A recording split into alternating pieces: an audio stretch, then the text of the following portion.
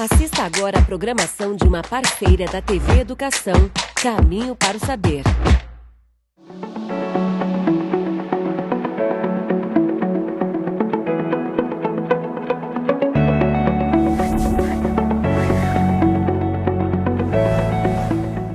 Olá pessoal, tudo bem com vocês? Está começando agora mais um programa Educação em Rede, desenvolvido pela Universidade Estadual do Maranhão.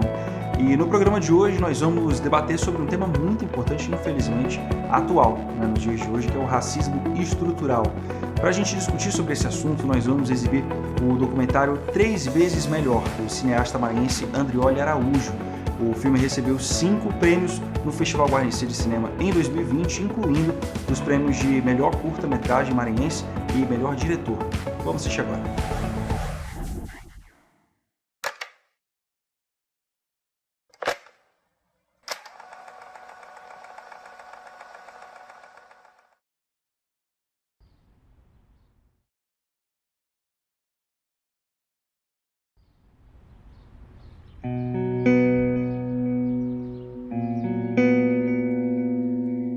É difícil falar um pouquinho da educação para mim, porque eu vim estudar muito tarde, né? Então, eu sempre ouvia a palavra educação. Ela tem que ter educação. Mas eu não sabia o que era a educação, por conta de eu estudar muito tarde. Mas hoje, adulta, né? Eu uso muito a palavra educação. Por conta de eu ser uma mulher preta e as pessoas não terem a educação comigo, não me aceitar, eu uso muito a palavra educação. Então, para mim, ela é muito importante. Porque eu sou educada com as pessoas, mas as pessoas não são educadas comigo. O que é? De não me respeitar. Eu acho que isso é a educação, né? De eu passar na rua e as pessoas rir, de eu entrar num ônibus e as pessoas se cutucar para me olhar, apontar para o meu turbante, apontar para mim. Então, e eu tento passar a minha educação para aquelas pessoas, para ela utilizar comigo.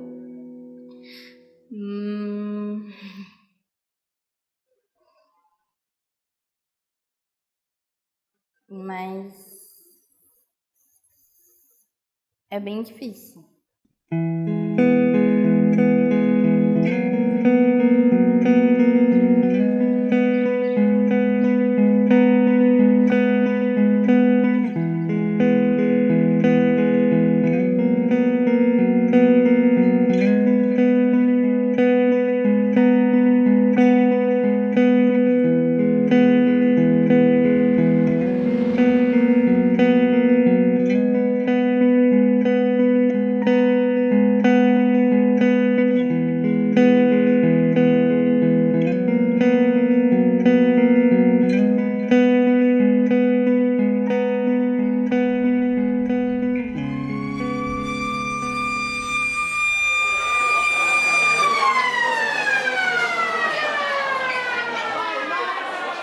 Eu comecei a estudar muito tarde e quando eu cheguei na escola, eu fui fazer o meu primeiro ano na sala de aula.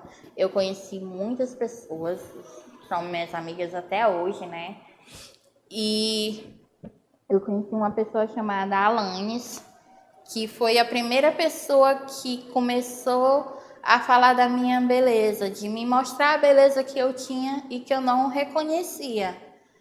Sempre ouvi também que eu tinha que ser 2 vezes melhor, 3 vezes melhor, 4 vezes melhor.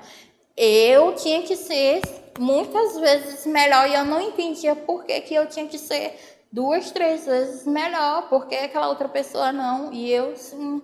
E às vezes aí eu falava assim, Aninha, por tu ser preta, tu tem que ser 2 vezes melhor.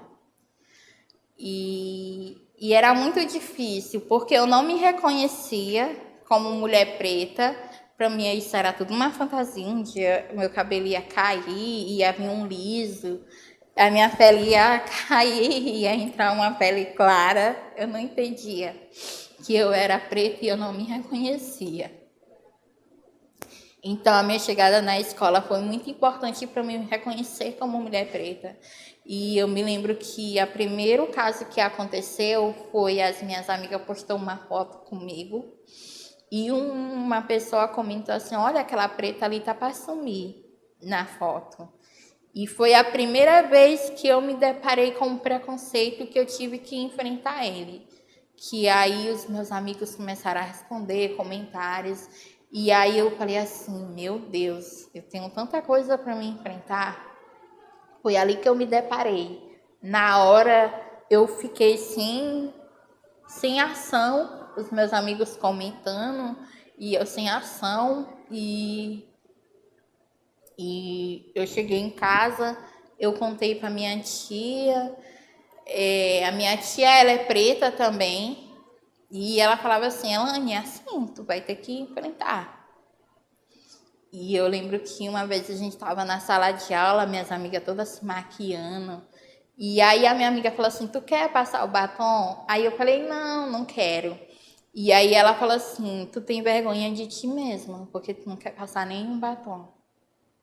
E naquela hora, quando eu escutei aquilo, eu fiquei pensando, meu Deus. E era verdade, porque eu não passava nenhum batom. Tinha vergonha de passar um batom.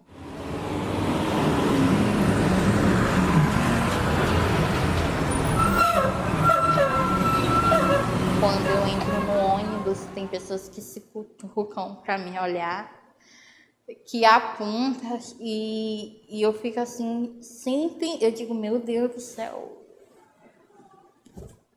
para que isso, sabe? E às vezes quando eu entrava no ônibus, eu evitava de passar a catraca só para ninguém me olhar, saca? Eu ficava sentada lá na frente. Só passava quando já estava perto do lugar que é para me descer. E aí eu passava, às vezes eu já descia em outra parada, que já estava tão em cima da parada, só para ninguém me olhar. Então, eu acho que se todo mundo se respeitasse, o mundo seria tão melhor. Mas tão melhor mesmo.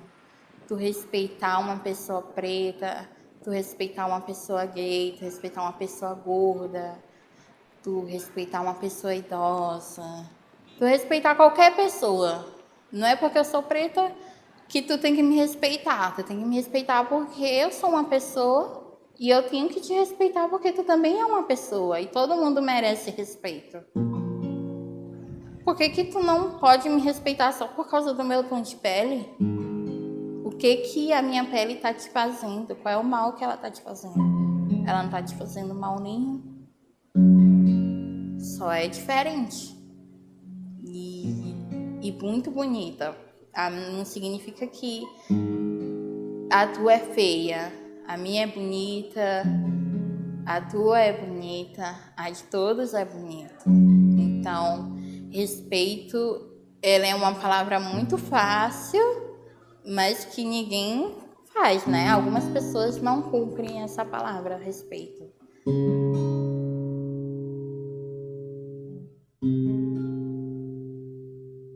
Eu conheci um grupo que tem um grupo aqui em São Luís chamado Afroculture, onde são mulheres pretas que lutam, né?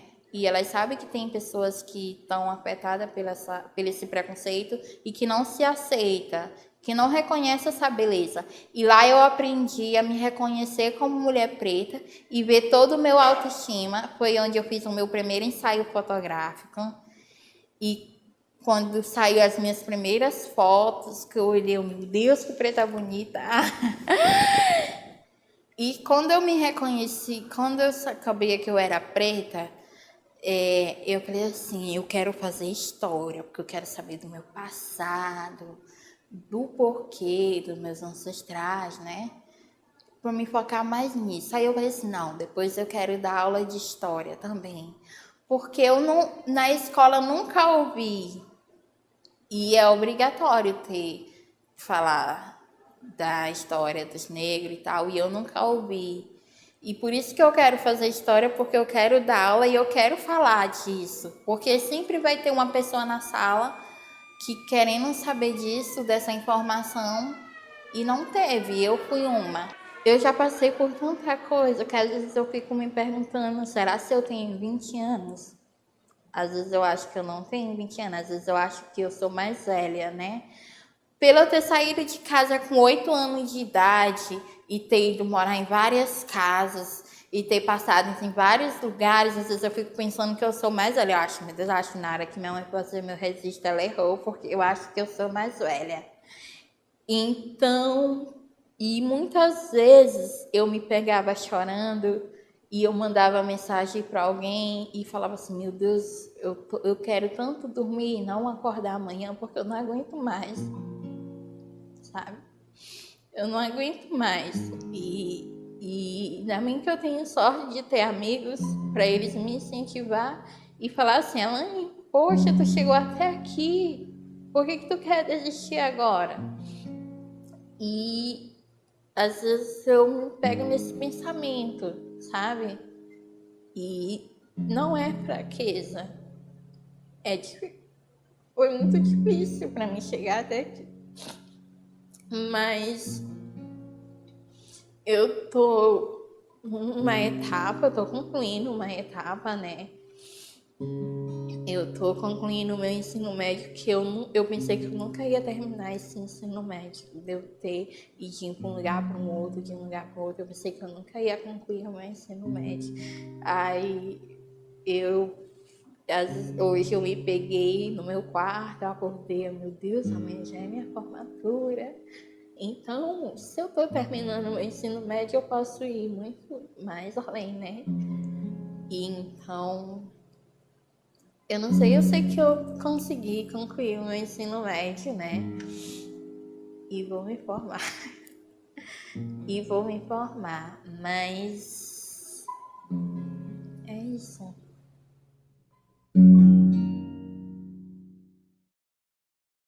Venha receber o seu certificado. Muito bem. A próxima a receber será a Elaine Patrícia.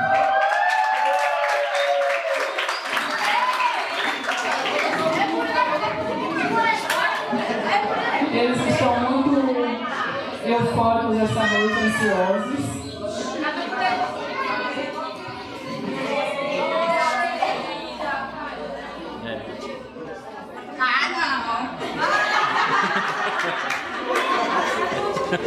Tá emocionada aí. Para você ver como você é querida. O próprio diretor que está entregando aí seu certificado. Uma salva de palmas. Próxima será a Érica. Próxima a receber o certificado.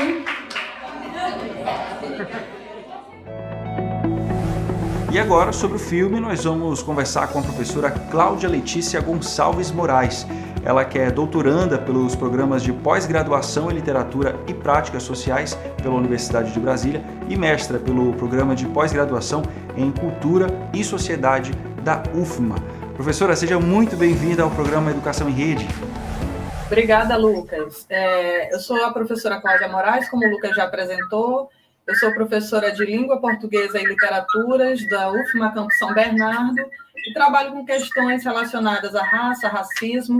Sou líder do grupo de pesquisa em Literatura, Alteridade e Decolonialidade, né, sempre pensando essas questões entrecruzadas, né, dos atravessamentos do racismo na nossa sociedade brasileira e na nossa literatura. É isso, professora. Infelizmente, é um assunto que a gente precisa continuar revisitando para a gente ter cada vez mais esclarecimento, né, sobre esse assunto.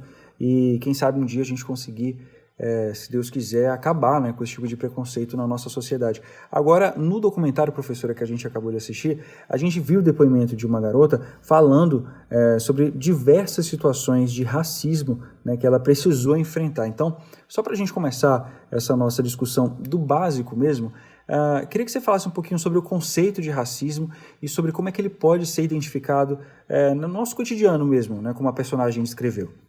Então, o racismo ele é baseado, basicamente, né, em teorias e crenças, né, algumas doutrinas, principalmente ali formuladas nas instâncias do século XIX, que estabeleciam uma hierarquia entre as raças, né? Ou seja, seria a possibilidade de dominação de uma raça pela outra. Então, a partir desse conceito inicial, né, que parece que é um conceito muito abstrato, a gente tem esses episódios de racismo cotidiano que você acabou de citar, né, que ficam muito claros também ao longo do curta-metragem que a gente teve a possibilidade de assistir, quando a Elaine fala, por exemplo, que ela é muito mal vista quando ela pega um ônibus e está de turbante, né? A gente pode falar de uma estética negra que não é aceita. Então, esses pequenos episódios de racismo que acontecem regularmente no cotidiano das populações negras, né, aqui no Brasil, eles vêm dessa base que é inicialmente científica, mas que se espraiou pela nossa sociedade, né? Então, a gente entende esse racismo não só como algo que foi baseado em teorias científicas, mas que realmente permeia as nossas relações no dia a dia, né? Então, a pessoa ser mal vista ou ser tida como feia, né? A gente fala de estética mais uma vez porque é negra, porque tem traços negróis, lábios grossos, né? Nariz achatado. Isso está diretamente relacionado com o racismo científico que foi formulado lá atrás, né? Pensando numa possível eugenia da população brasileira, que nunca chegou a se concretizar, mas o racismo continua, né? É um racismo cotidiano que nos afeta. É isso. Entendi, professora. Agora, existem vários tipos de racismo, né? Não necessariamente só a ofensa é caracterizada como racismo. Você consegue elencar para a gente alguns desses tipos diferentes de racismo para a gente ter em mente e saber identificar com mais facilidade? Eu acho que no próprio filme, né, se a gente pensa na linha do tempo que o filme traça, a gente tem bastante isso, né? Então, existe, claro, uma diferença entre injúria racial e a prática do racismo, mas, de um grosso modo, né, de um modo geral, a gente pode considerar racismo esses episódios, né, que ofendem é claro, a gente está falando de racismo contra as populações negras, mas a gente pode pensar em outros povos racializados, como os asiáticos, por exemplo, né, que sofrem esses episódios de racismo por conta do seu fenótipo, né? Quando a gente fala de fenótipo, a gente está falando de textura do cabelo, cor da pele, né, traços fenotípicos do rosto. Então, a própria Elaine, que é uma menina ali no filme, a gente consegue perceber uma menina negra retinta, né, de pele muito negra, e ela vai relatando ao longo da experiência dela, né, uma menina que, inclusive, não teve de logo acesso à educação, inclusive deve ter sido por conta disso, né, cor de pele, porque isso também indica classe social. A gente sabe que no Brasil as classes que são mais baixas, né, consideradas dos baixos estratos, elas têm cor, né, e geralmente são pessoas negras que fazem parte desses estratos sociais, né? Então, o próprio acesso à educação formal, como é o caso da Elaine, ela terminou o filme se formando no ensino médio, né, que é uma cena muito bonita, mas como isso incide realmente na vida das pessoas negras, né? Acesso à educação, acesso ao trabalho formal, acesso por exemplo, emprego com carteira assinada, tudo isso passa pelas instâncias do racismo, como você falou, Lucas, anteriormente, que é também um racismo estrutural, né? Estrutural e estruturante da nossa sociedade, né? A nossa sociedade, a sociedade brasileira, ela é baseada, né? Ela é constituída em cima desse racismo que incide sobre a vida das populações negras, né? Negras, as nossas vidas. Agora, professora, eu queria fazer uma pergunta bastante ampla, né? O Brasil é um país racista? Olha, isso daí é a pergunta que talvez os brasileiros não queiram se confrontar, né? Mas, de fato, nós somos um país bastante racista. E aí eu posso, claro, citar vários episódios como exemplo, mas eu vou citar um mais recente, que foi o assassinato de uma jovem, que todo mundo deve ter ouvido falar, né? Principalmente pelas redes sociais, uma jovem negra que foi visitar a avó, estava grávida de 4 meses, né? E foi alvejada na rua, né? Então, houve um confronto policial, a gente não sabe direito o que houve, né, na cidade do Rio de Janeiro, e essa moça, ela foi acidentalmente, né, como a gente fala, as balas perdidas que só acham os corpos negros, essa moça, ela foi morta, né? Então, simplesmente por existir, né, porque ela não estava cometendo nenhum tipo de crime, estava na rua, indo visitar a avó e foi alvejada, né, foi acometida pelo que a gente chama de racismo de Estado. Então, obviamente que a gente pode falar que o Brasil é, sim, um país bastante racista. Eu não falo só de violência policial, mas eu falo de outras instâncias também da nossa sociedade.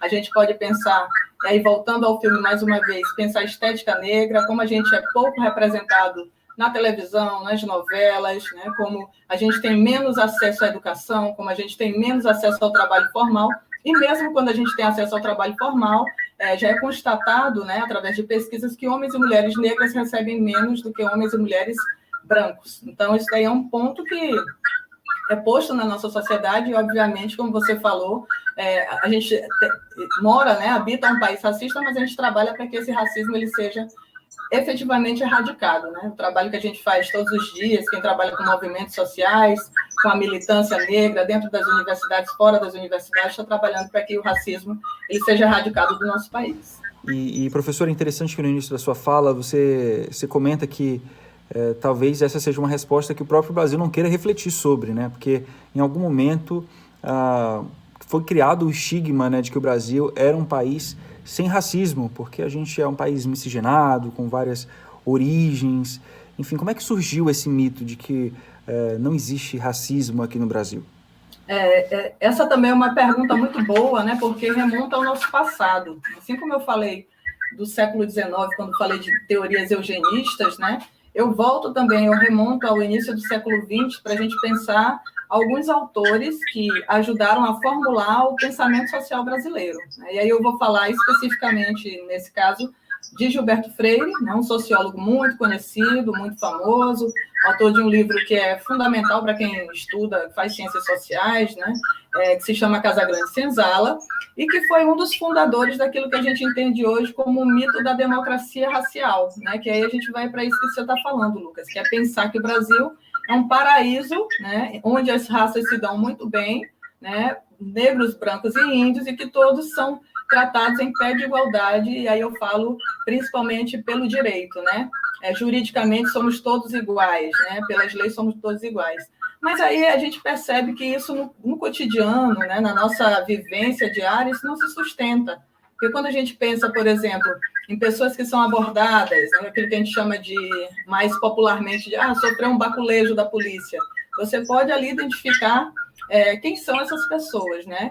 Qual a cor dessas pessoas. Então, como esse mito da democracia racial, que foi criado lá atrás, né, no início do século XX, ele surgiu, de certa maneira, para sustentar, né, que o Brasil é um país muito fácil de viver para brancos, negros e índios, né, mas é um discurso que hoje em dia não se sustenta mais, porque hoje a gente consegue identificar claramente como pessoas negras, aí eu incluo também pessoas indígenas, né, sofrem racismos cotidianos, né, e dos mais diversos, como a gente já citou aqui vários. Então, não tem mais como a gente pensar o Brasil como um paraíso, né, uma democracia racial, em que todos se dão bem, né? Já é hora da gente rever esses pontos e começar a pensar efetivamente num projeto de país que seja mais inclusivo, né? E aí a gente passa, claro, pela questão racial, que é fundamental no nosso país. Entendi, professora. Agora não dá para a gente falar sobre esse assunto sem a gente falar sobre o padrão estético, né, que perturba tanto todo mundo, né? Inclusive, no filme, a própria protagonista fala sobre como ela achava que um dia ela ia acordar e a pele dela ia amanhecer branca, o cabelo dela ia amanhecer liso. Enfim, é uma forma dela expressar como é que ela sentiu essa pressão desse padrão estabelecido, né, pela pessoa de cor branca ser considerada bonita, enfim, que ela ia precisar passar por essa transformação. Agora, dentro dessa perspectiva, eu queria abordar sobre como é que esse racismo, né, ao estabelecer os padrões de beleza, podem ter impacto, né? Porque tem impacto, né? Inclusive consequências psicológicas, né, Lucas? Porque em algum momento do filme ela diz que pensou em um dia dormir e não acordar mais, né? E quantas vezes isso acontece com os nossos jovens, né? Homens e mulheres negras, adolescentes, né, que estão muito vulneráveis a essa questão do padrão estético.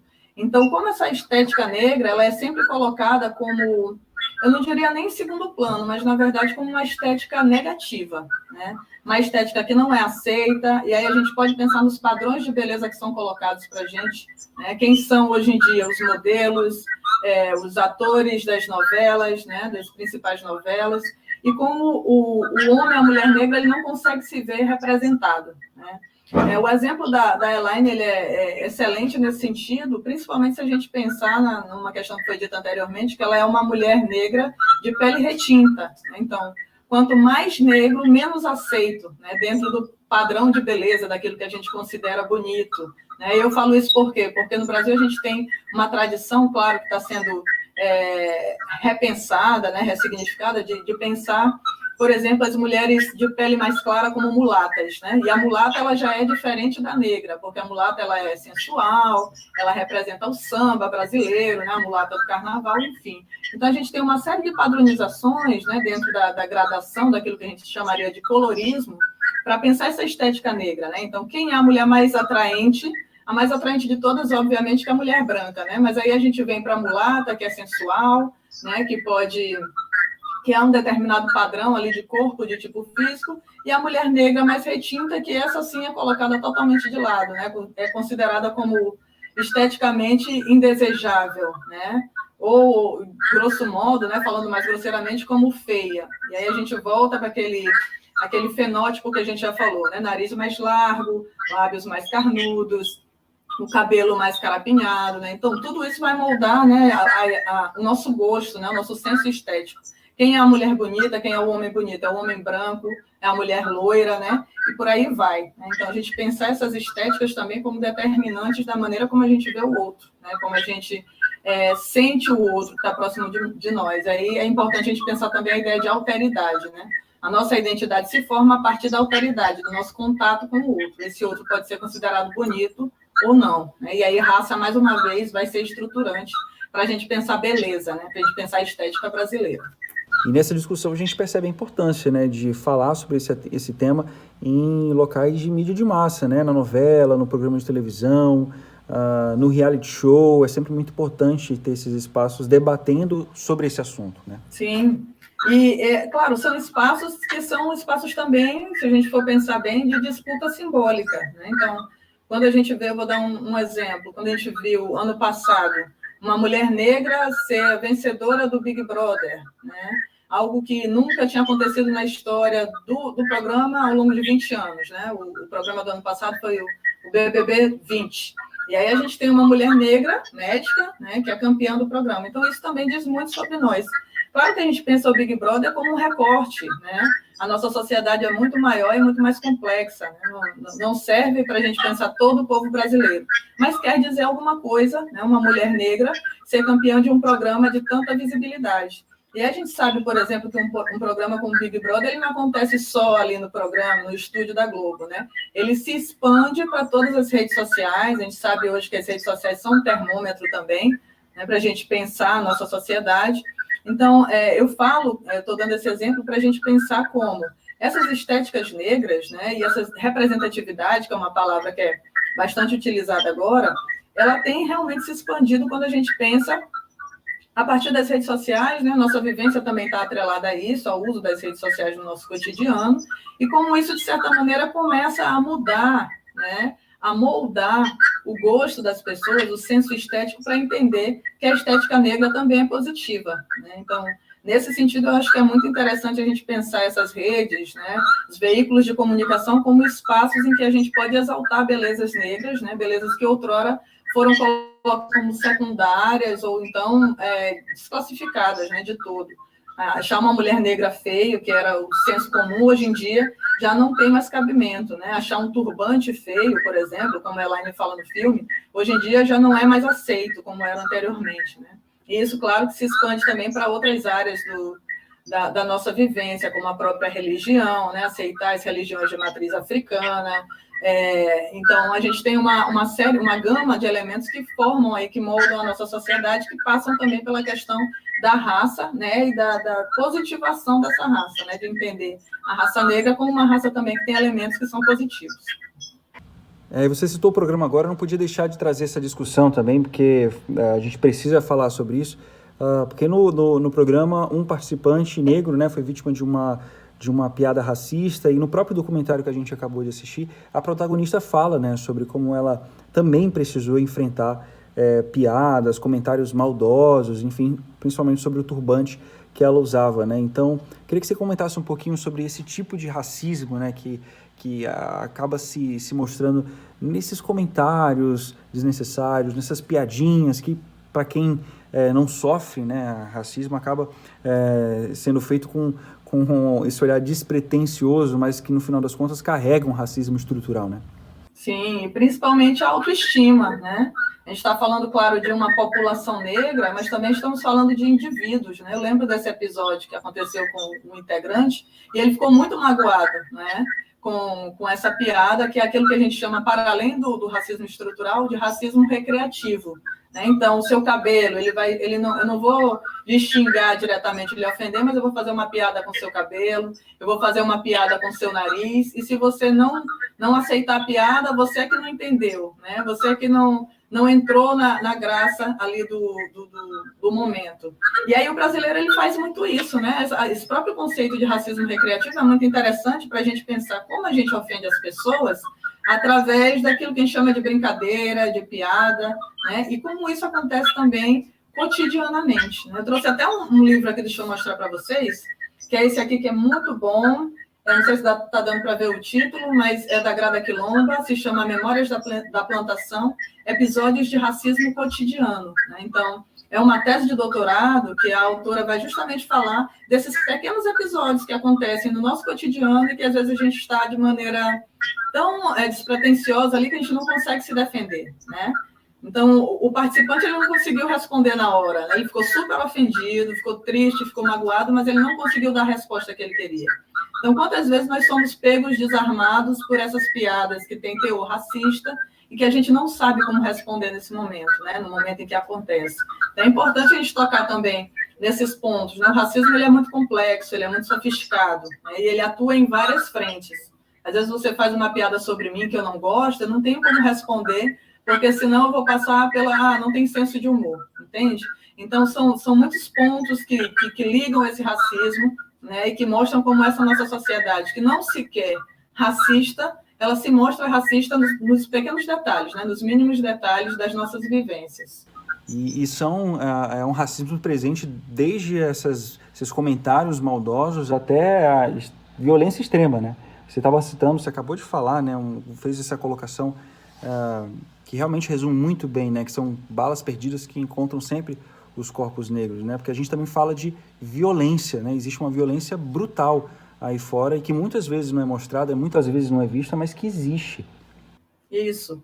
E aí, claro, para exemplificar também, Lucas, mais uma vez, né, a gente é muito pautado pelo que a mídia nos passa e a gente, obviamente, não tem acesso a tudo, mas complementando esse episódio em que aconteceu que a moça, a Kathleen, ela foi vitimada por uma bala perdida na semana passada no Rio de Janeiro, outras 2 mulheres, no bairro do Curuzu, em Salvador, na Bahia, morreram nas portas de suas casas, também numa ação policial violenta, né? Elas estavam conversando na porta de casa e mais 2 balas perdidas acharam 2 corpos negros, né? Por coincidência também de mulheres negras, que é um ponto que é importante a gente pensar como essas mulheres negras também são vitimadas pela violência policial, né? Então, se a gente acha que são só homens negros que estão envolvidos com a criminalidade, na verdade, nós estamos enganados, né? Porque a gente tem pouco acesso aos dados, pouco acesso aos números. As mulheres negras também têm sofrido muitas violências, né? Têm sido vitimadas por essa violência policial. A gente fala do micro, que é desde o racismo recreativo, até o macro, né? Que a gente sofreu uma violência da polícia, né? Se pensar que nós somos cidadãos que pagamos as nossas contas e os nossos impostos, né? E a polícia é paga por nós somos assassinadas pela polícia do Estado, né? A gente parece que está num país impensável. Lógico que eu não estou falando só do contexto do Brasil, mas especificamente do nosso país, que eu tenho mais conhecimento, mas esses episódios de violência policial, eles acontecem aí ao redor do mundo todo, né? Vocês devem estar acompanhando os casos, por exemplo, de George Floyd, ano passado, que teve sua conclusão esse ano, mas como a polícia, de uma maneira geral, parece que é treinada para vitimar esses corpos negros, né? E como a gente, entendendo isso, tem que buscar estratégias para também podermos defendermos, né? Agora, professora, já puxando esse gancho aí da estratégia que você falou, é uma pergunta bastante difícil de responder, né, imagino, mas existe algum tipo de política pública, algum tipo de atitude, enfim, que a gente possa usar para combater o racismo com mais força? A gente ainda está muito longe do ideal, mas a gente está caminhando, né, correndo atrás de chegar, pelo menos, próximo, né, desse horizonte de possibilidade. E aí o horizonte de possibilidade que eu falo, obviamente, não é que os negros se tornem, como se fala comumente, empoderados, né, ou enriqueçam, não é isso, né? É a questão da vida digna, né? Você poder sair na rua e saber, por exemplo, que você não vai ser abordado pela polícia por conta da sua raça, né? Por conta da sua cor de pele. Então, que eu acredito que seja necessário, que muitos movimentos negros já fazem, né? E óbvio que a gente pode estender isso para toda a sociedade, é pensar realmente em formação política, né? Nos entendermos como sociedade. Eu vou fazer um chamado aqui que eu acho que é importante, né? Eu vou aproveitar esse espaço para isso, mas a gente fala muito de questões raciais e a gente vê pessoas negras, óbvio que é o nosso lugar de fala, né? Para a gente debater essas questões, mas os brancos, aquilo que a gente chama comumente de branquitude, ela também tem que se envolver, né? Tem que estar implicada. E dentro daquela frase que parece que é comum agora, as pessoas têm falado muito, mas é importante que seja uma prática, né? Não basta você não ser racista, né? Você tem que ser antirracista. Então, você, pessoa branca, né, que está... vê um coleguinha sendo vítima de piada, o próprio caso da Elaine no filme, né? As pessoas viam ela sendo motivo de piada. O que foi que fez o chamamento da Elaine? Foi uma amiga dela dizer, olha, não aceite esse tipo de piada com você. Né? Nós que somos negros, o próprio título do filme, 3 vezes melhor, nós temos que ser 3 vezes melhor em tudo, né? Para termos visibilidade, para alcançarmos educação, para termos bons empregos, né? E nós não somos também motivo de piada. O meu nariz não é motivo de piada, o meu cabelo não é motivo de piada, né? O meu modo de ser, a minha trança, né? Meu cabelo trançado não é motivo de piada. Então, essa própria ideia de que todos nós estamos implicados, né, nesse problema do racismo, que não é só da população negra, mas também da população branca, isso passa por essa formação política, né? Você entender que sua piadinha não tem graça, que o seu colega se ofende. Aí eu, mais uma vez, falo, né, eu parto do micro para ir para o macro, né? Desde esses episódios de racismo cotidiano até os episódios maiores, né, que são a incidência de corpos negros vitimados pela polícia, né, envolvidos na criminalidade. Então, tudo isso eu penso que pode ser resolvido com uma maior formação, com interesse por conhecer, né? Muitas pessoas dizem, não sabia que eu estava sendo racista. Hoje em dia você não sabe porque você não quer, porque acesso à informação é muito mais fácil, né? E você pode pesquisar e se informar e parar de reproduzir, né, esse racismo cotidiano que tanto ofende e que tanto incide na vida das pessoas negras. E, professora, nisso da gente procurar, né, mais conhecimento sobre as nossas práticas racistas, as coisas que a gente precisa mudar, a gente acaba descobrindo que tem muita coisa no nosso dia a dia que é racista e a gente nem percebe. E aí entra a questão do vocabulário, né, de palavras que a gente usa no dia a dia e que tem um teor racista. Por exemplo, vou pescar aqui, a gente tem, por exemplo, programa de índio, inveja branca, lista negra, a gente tem negrinha, que é uma palavra regional que a gente usa muito, né? Então, como é que a gente pode promover algum tipo de conscientização sobre essa mudança que a gente precisa fazer para eliminar essas práticas racistas do dia a dia da gente? Pois é, então isso passa, claro, né? A gente falou de formação política, de conscientização que passa pelas escolas também, né? E aí fez bem você falar disso, Lucas, porque é um outro ponto que é importante. Claro que a gente não pensa nisso, né? A gente usa de maneira automática, mas linguagem também é poder, né? E marca os lugares das pessoas. Eu trabalho sempre isso quando a gente vai pensar língua portuguesa, né? Sociolinguística ou mesmo as literaturas. Então, como essas linguagens, que são, às vezes, passam por um racismo recreativo, do qual a gente já falou aqui, ou passam mesmo pelo racismo explícito, né? E a gente utiliza de maneira automática, a gente nem pensa no que a gente está falando, quando eu chamo, sei lá, uma colega de negrinha, né? Mas se você for pensar bem, né, isso aí traz toda uma carga de sentido, uma carga semântica, que é uma carga preconceituosa, né? Mais especificamente racista. Então, é isso que você falou anteriormente, a gente realmente se policiar, né? E se pensar também, se colocar no lugar do outro, é o processo de empatia, né? A capacidade da gente se colocar no lugar do outro. Será que alguém gostaria de ouvir isso? Alguém da população negra, quando ouve, eu estou com uma inveja preta, né? É sempre de maneira pejorativa, sempre de maneira negativa, né? Por que não fazer o reverso, né, da medalha? A inveja branca, que também existe, né? É um termo que também existe, mas também para abrandar, Então, veja só, né? A inveja preta tem uma carga negativa, a inveja branca ela é mais positiva, né? É mais, como a gente diz, né? Good vibes, né? Tem uma vibração mais positiva. A gente pensar que o nosso vocabulário, a nossa linguagem, ela também expressa bastante daquilo que nós somos, né? E como nós enxergamos o mundo, a gente pensar como uma forma de representação.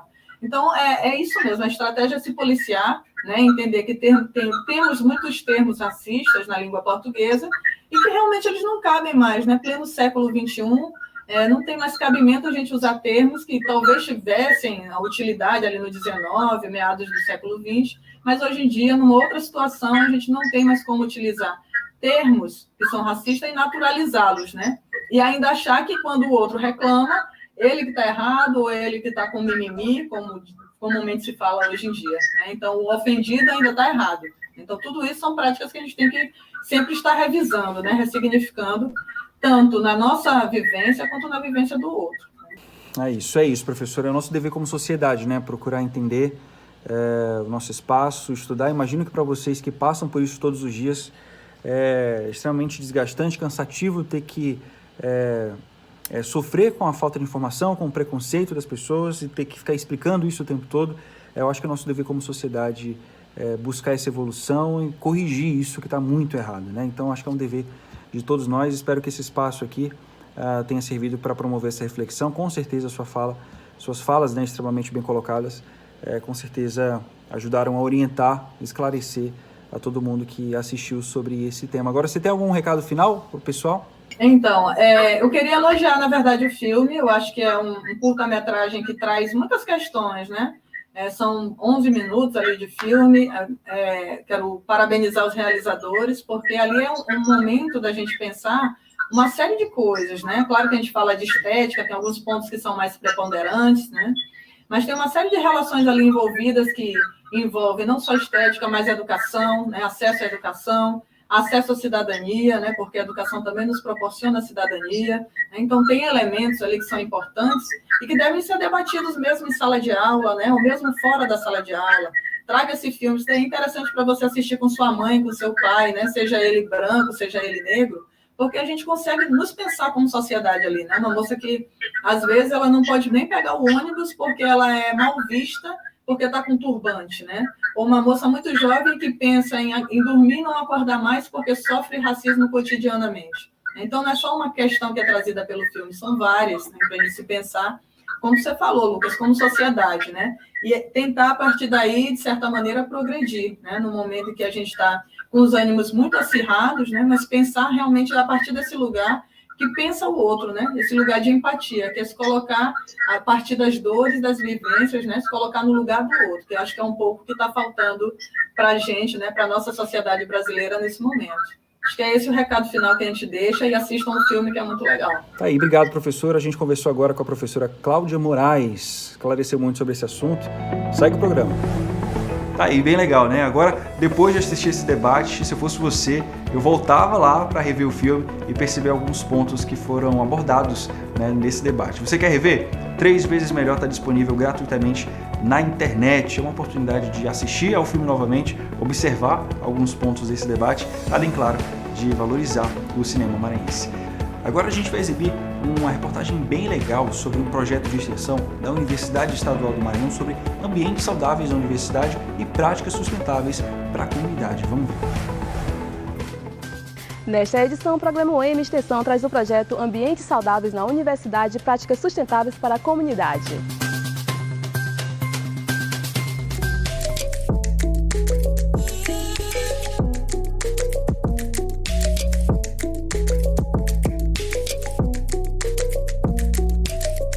Esse projeto ele é bem interessante porque ele é um projeto que trabalha em parceria com a AGA, que é a nossa assessoria de gestão ambiental. Mas, para além disso, a gente quis implementar, a gente quis exatamente mostrar a ideia do que hoje se propõe as ODS, que é o desenvolvimento sustentável, né, os Objetivos do Desenvolvimento Sustentável. E, ao ver esse cenário do Emanet, a gente viu que era pouco aproveitado pelos servidores e colaboradores. Então, a gente quis incrementar esse objetivo, que já é um objetivo da AGA, que é mostrar toda a gestão ambiental que acontece dentro da universidade, mas para os colaboradores e servidores, para as pessoas que chegavam aqui. Então, a ideia do projeto de extensão da aluna Stephanie, que é uma aluna nossa do curso à distância, né, também um grande diferencial de incluir alunos do curso à distância nesse objetivo, foi para mostrar o quanto a gente tem ambientes saudáveis, ambientes que geram uma saúde mental para os nossos colaboradores, que não somente o fato de estar dentro de uma universidade ou trabalhando administrativamente precisa ser esse ambiente fechado, né, sem o verde, sem o contato com a natureza. Então o objetivo foi exatamente esse. Estamos aqui com a bolsista Stephanie Caroline. Olá, Stephanie, tudo bem? Explica pra gente como é que foram as etapas do projeto, como é que funcionou. O projeto ele funcionou com várias etapas, uma delas foram as conversas, né? E a realização de pesquisa através de dados pela internet, né? Que foi disponibilizada de uma forma mais acessível, tanto para contribuir com o meio ambiente, né? De não estar imprimindo papel, assim, para gastar. Mas eu e um grupo de amigas também me ajudaram no projeto, né? Nós fizemos pesquisa de campo, fomos conversar com os administradores de cada sala, né, de cada setor. Conversamos com eles, conversas formais e informais, conversas sobre como é que eles viam a atividade de socializar com o meio ambiente dentro do ambiente de trabalho, dentro de escritórios. Para que eles utilizem a energia de uma forma mais adequada, que eles adequem a questão do próprio uso da água e todas as questões que envolvem a sustentabilidade do nosso planeta. Por exemplo, o uso cada vez menor de objetos plásticos. Então, adotamos o uso da caneca, que já é uma política importante dentro da universidade. Para além disso, desenvolvemos algumas outras características de sustentabilidade que já é uma ação do próprio núcleo, né, do Emanet, que é o processo de digitalização. Ou seja, você cada vez mais ou cada vez menos usar papel, né? O que nós queremos é que o uso desse papel seja muito racional. E ainda assim, quando precisar usar esse papel, a gente recebe uma quantidade muito grande de documentos de aluno, esse documento seja digitalizado. Então, hoje nós fazemos a reciclagem desse papel, todo o resíduo do que é gerado de papel dentro do núcleo, ele é digitalizado, depois ele é transformado em esse resíduo que vai servir para reciclagem ou até mesmo como material que vai poder dar uma sustentabilidade também na questão do gasto de energia. As pessoas passaram a usar mais o nosso jardim, tanto pessoas que vinham de fora, né, quanto as pessoas que já estão aqui dentro. Então optaram por fazer algumas reuniões ao ar livre, saindo desse ambiente fechado de ar-condicionado. Isso foi um ponto muito positivo. E para as ações de sensibilização e de educação dos nossos colaboradores, também dos nossos alunos, nós tivemos um ponto muito positivo. Todos eles aceitaram o não uso de canudos na cantina, o uso de canecas, né, hoje praticamente adotado por todos os colaboradores do Emanet. O uso também mais adequado da água, ou seja, ao ir ao banheiro, ter sempre o cuidado de ver se essas torneiras estão fechadas. O uso da energia, ao sair da sala, desligar o ar-condicionado, desligar a luz. Então, são todos aspectos importantes dessa sensibilização e dessa educação que eu acho que foi possível alcançar através desse projeto de extensão. E assim, como é que foi, Stephanie, tu trabalhar nesse projeto? O que é que tu tiraste de lição nessa iniciação? Olha, eu aprendi muito porque eu não era ligada muito na questão ambiental, né? Acho que para aprimorar assim, a minha visão sobre a questão ambiental dentro da universidade, eu precisei participar, eu precisei ver, né? Ver como as pessoas eram como eram no meu lugar. Quando eu vi aquilo, que eu poderia aperfeiçoar minha mente, aperfeiçoar meu comportamento e melhorar a minha situação sobre a questão ambiental, aí eu levei como aprendizado para a minha vida. A gente pode destacar que o objetivo alcançado é que ele se deu em pouco tempo, né? O trabalho da aluna, juntamente com alguns colaboradores também do núcleo, né? Acompanhado por mim e também por alguns colaboradores da AGA, foi então possível a gente estender esse projeto para outros setores da UEMA, como foi o caso do NTI, o caso da Proplad. Então, outros ambientes também que a gente conseguiu estender o projeto, a gente teve esse incremento a mais, né, no projeto. Quer saber mais sobre os projetos de extensão da nossa universidade? Não perca o próximo UEMA Extensão. Acompanhe também nas nossas redes sociais, UEMA Oficial.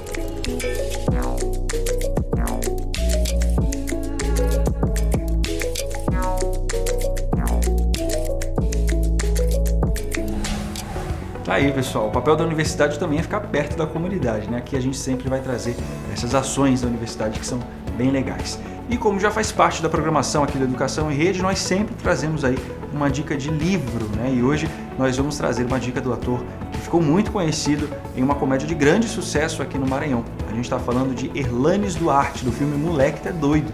Então vamos lá saber qual foi a indicação dele. Égua doido! Oi, gente, eu sou Herlanes Duarte, do filme Moleque Tá Doido, e estou aqui participando desse programa Educação em Rede para fazer a minha indicação de um livro que eu gosto muito. Na época não gostava muito de ler, não era tão fã, e aí depois me apaixonei pela leitura e tenho uma dica para vocês, que é um romance histórico de 1844 do francês Alexandre Dumas. Vocês devem conhecer certamente, que é um clássico, Os Três Mosqueteiros. Então, assim, é um livro que eu realmente me apaixonei pela leitura, e é sempre bom pegar algo do seu universo, daquilo que você gosta, e aí a leitura fica mais gostosa. Portanto, um super livro que tem uma adaptação para o cinema, várias adaptações, entre elas a que eu mais gosto é O Homem da Máscara de Ferro, com ali Jeremy Irons, tem o Leonardo DiCaprio, tem John Malkovich, Gerard Depardieu. Então é um filme muito bacana, que a gente tem a oportunidade também de trabalhar e de reviver os personagens, né? O Ato, Porthos, o Aramis e o D'Artagnan. Então essa é a indicação, Os Três Mosqueteiros, de Alexandre Dumas. É difícil essa pronúncia, mas é isso aí, gente. Valeu! Égua doido! Tá aí, bem legal, né? E uma curiosidade sobre essa obra Os Três Mosqueteiros, que o Herlanes acabou de indicar, é que ela foi publicada originalmente em capítulos em um jornal francês, né, de março a julho de 1844, um sucesso até hoje. Como o Herlanes mesmo falou, teve várias adaptações aí para o cinema, até mesmo aqui no Brasil, com a Turma dos Trapalhões. Então, fica essa dica aí para quem gosta de uma literatura de aventuras. E por hoje é isso, como sempre passou rápido, né? A gente volta na próxima semana com mais um programa Educação em Rede, então não deixe de acompanhar as ações da Universidade Estadual do Maranhão em nossas redes sociais e @uemaoficial em todas elas. Até a próxima, pessoal, espero vocês!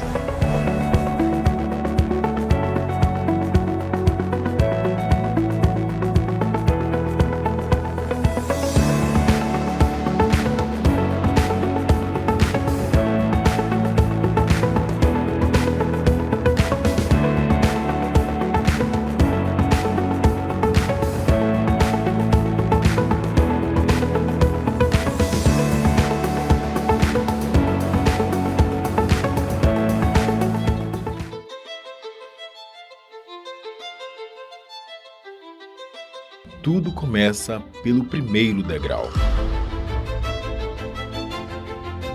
Os ambientes estão em constante transformação e poder acompanhar as mudanças faz parte do processo de evolução.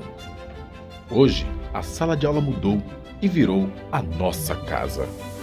Professores precisam se adaptar à nova realidade, mas não precisam passar por isso sozinhos. Quem quer chegar ao topo não pode apenas ficar esperando. É preciso subir degrau por degrau. Escada. A plataforma de cursos abertos da UEMA é um caminho rumo ao topo, mas principalmente rumo à transformação. Aprimoramento profissional, crescimento pessoal. A plataforma aproxima as pessoas dos seus objetivos. Cursos livres online que desenvolvem a competência em diferentes áreas.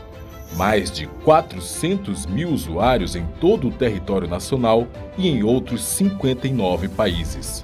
Escada. Experiência e eficiência compartilhando conhecimento e qualificação.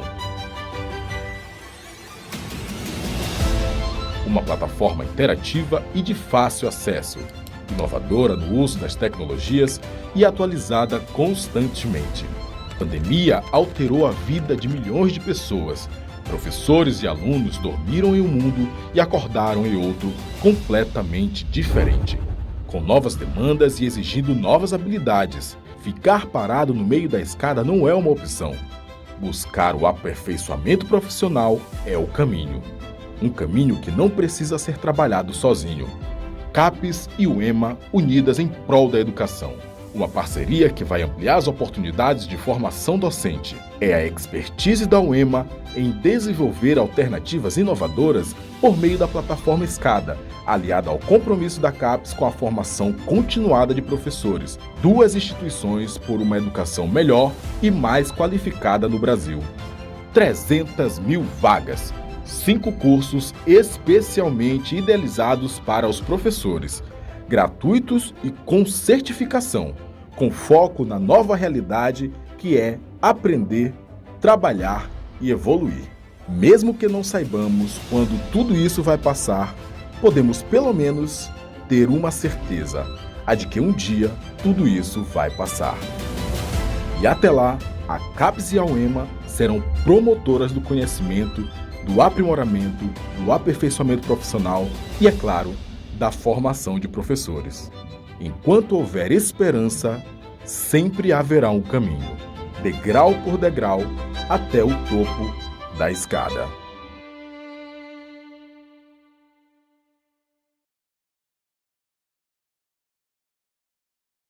Uma parceira da TV Educação. Caminho para o Saber.